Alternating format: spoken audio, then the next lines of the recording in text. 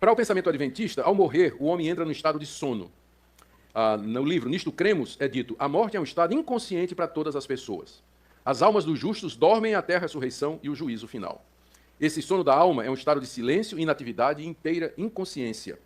Então esse é o pensamento adventista. A pessoa morreu, entrou no estado de sono, né? Então ela não lembra, não está ativa, está inconsciente, e ela está esperando chegar o dia do juízo, quando haverá a ressurreição dos mortos. Isso é baseado, eles usam, entre outras passagens, Eclesiastes capítulo 9, verso 5, que diz assim: os mortos não sabem de coisa nenhuma.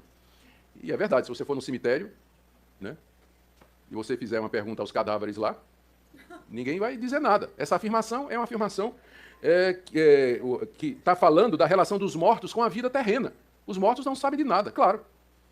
Né? Vai ver se um cadáver diz alguma coisa. Então o texto está falando da relação com a vida terrena, não está falando sobre o estado da alma depois da morte.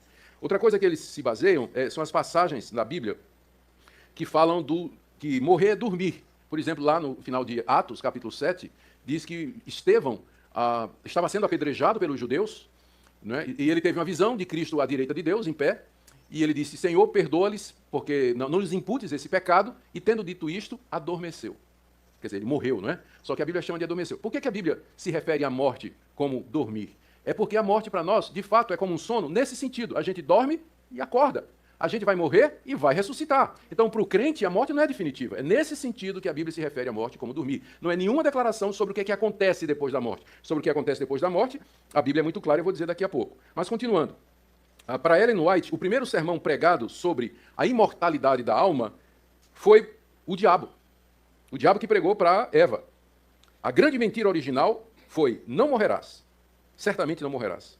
Esse foi o primeiro sermão pregado sobre a imortalidade da alma. Ela diz também: a teoria da imortalidade da alma foi uma das falsidades que Roma tomou emprestada do paganismo e incorporou à cristandade. Mas, contudo, a Bíblia é muito clara ao dizer que, ao morrer, o espírito do homem sobrevive. Aqui, alma e espírito, a gente entende que é a mesma coisa, são apenas dois nomes para a mesma parte do homem. O que a Bíblia diz a respeito disso aqui? Vamos pegar algumas passagens, porque eu sei que tem gente que tem dúvida a respeito disso, a julgar pela quantidade de perguntas que eu recebo e críticas quando eu publico sobre isso nas mídias sociais. Então vamos lá, Mateus 10, verso 28. Não temais os que matam o corpo e não podem matar a alma. Temei antes aquele que pode fazer perecer no inferno tanto a alma como o corpo. Vai vendo aí.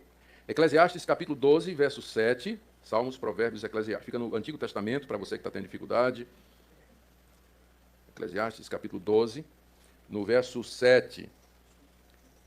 Está dizendo: lembra-te do teu Criador nos dias da tua mocidade, antes que o pó volte à terra como era, e o Espírito volte a Deus que o deu.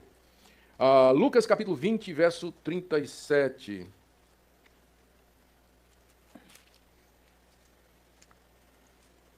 Aqui é só... Os mortos hão de ressuscitar, Moisés o indicou no trecho referente à sarça. Aqui são versículos falando sobre a ressurreição, eles não negam a ressurreição dos mortos, isso aqui não é dificuldade nenhuma. Vamos para Lucas 16, que é um texto bem conhecido, onde nós temos o rico e o mendigo, e todo mundo conhece a história do rico e Lázaro. Havia um certo mendigo chamado Lázaro, estou aqui no verso 20 do capítulo 16 de Lucas. Havia um certo mendigo chamado Lázaro, coberto de chagas, que jazia à porta daquele, desejava alimentar-se das migalhas, etc. Morreu o mendigo, verso 22, e foi levado pelos anjos para o seio de Abraão.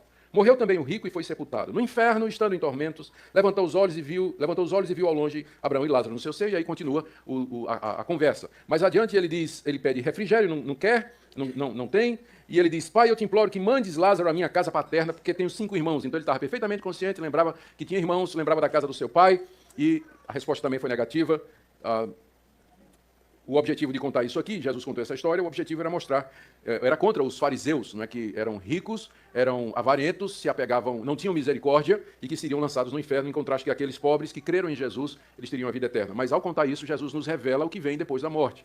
Então um foi para um estado de glória e de graça e de alegria na presença de Deus, e o outro entrou consciente no estado de sofrimento, lembrando inclusive de tudo que tinha acontecido aqui na terra. Então esse é o ensino claro da Escritura. Não tem nada na Bíblia dizendo que depois da morte a gente entra no estado de inconsciência.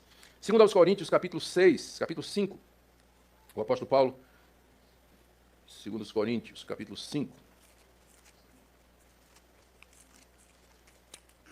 o apóstolo Paulo diz, 6 a 8, temos, portanto, sempre bom ânimo, sabendo que enquanto no corpo estamos ausentes do Senhor, visto que andamos por fé e não pelo que vemos. Entretanto, estamos em plena confiança, preferindo deixar o corpo e habitar com o Senhor. Deixar o corpo aqui é morrer. E Paulo diz que logo depois dessa deixar esse corpo, ele vai estar na presença do Senhor. A mesma coisa ele fala lá em Filipenses 1, que é bem mais conhecido o texto, né? Ele está dividido entre ficar aqui ou fugir, para fugir e ir para o céu. Ele diz aqui, no verso 20.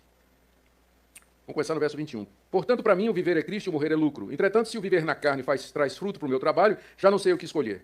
De um e de outro lado, estou constrangido, tendo o desejo de partir e estar com Cristo, o que é incomparavelmente melhor. A questão que estava diante de Paulo ele estava preso quando escreveu essa carta. A morte era próxima, e porque ele estava sendo acusado de trair o imperador. Era pena de morte. Então, o que é que ele queria? Ele queria permanecer, ele vai pedir aos filipenses que orem, para que ele possa ser liberto para continuar o trabalho de pregação, ou ele vai aceitar aquilo porque ele sabe que se ele morrer, ele imediatamente está na presença de Cristo. Então, ele diz que está dividido aqui. Mas por amor ao trabalho, ele preferia ficar e continuar. Mas ele sabe que se ele morrer, ele vai estar com Cristo imediatamente. Ora, se depois da morte tivesse nada, né, mas um sono, né, não faz sentido isso aqui. Como não faz sentido a declaração de Jesus ao ladrão? O ladrão na cruz, arrependido, disse, lembra-te de mim quando entrares no teu reino. O ladrão tinha uma visão futura, hebraica, de que o reino de Deus ainda era futuro. Resposta de Jesus, hoje estarás comigo no paraíso. Ou seja, o paraíso não é uma realidade apenas para o futuro, mas para aqueles que morrem, eles já entram na presença de Deus imediatamente. Aqui, quero fazer só uma citação, por último, do livro de Apocalipse. Tem muitas outras passagens, meu tempo não dá. Apocalipse capítulo 6. João tem uma visão das almas dos que morreram. E o que é que eles estão dizendo? O quinto selo, Apocalipse capítulo 6, verso 9. Ao abrir-se o quinto selo, vi debaixo do altar as almas daqueles que tinham sido mortos por causa da palavra de Deus e por causa do testemunho que sustentavam. Nessa visão que João teve, ele tem uma visão da glória, e ele vê lá na presença de Deus, diante do altar, as almas dos que morreram perseguidos pelo testemunho de Cristo. E muita gente tinha morrido na época de João por conta do Evangelho. João, inclusive, estava preso na ilha de Patmos, exatamente pela perseguição do Império Romano. Milhares de cristãos foram mortos pelo Império Romano. E João viu a alma deles lá na presença de Deus. E, verso 10, clamando em grande voz. Não estava dormindo, não. Estava clamando em grande voz, dizendo, até quando, ó soberano Senhor, santo e verdadeiro, não julgas nem vingas o nosso sangue dos que habitam sobre a terra? Eles estavam perguntando a Deus, eles se lembravam que tinham sido mortos por conta de Cristo. E eles estavam dizendo a Deus, até quando o Senhor não vai nos vingar, vai fazer justiça contra esses ímpios que perseguem o teu povo, perseguiram o teu filho Jesus Cristo. E aí Deus responde, espera um pouquinho, porque ainda tem mais. Né? Diz, tem que se completar o nome daqueles que vão morrer. Tem muito mais mártires que vêm pela frente. Ora, isso foi há 2000 anos atrás. Imagina a quantidade de outras almas que foram acrescentadas a essas, aguardando e pedindo a Deus o juízo de Deus sobre esse mundo ímpio. Ou seja, é claro que quando a pessoa, biblicamente falando, é claro que quando a pessoa morre, ou ela vai para o paraíso, na presença de Deus, está diante de Deus, ou ela já entra nesse estado de sofrimento que nós já vimos aqui. Em ambos os casos, elas estão conscientes. E você vai perguntar, vai lembrar? Vai lembrar sim. Vai lembrar sim. Está claro aqui, tanto... Você vê aqui, essas almas dos que morreram eram crentes, se lembravam perfeitamente, não é, do que tinha acontecido antes.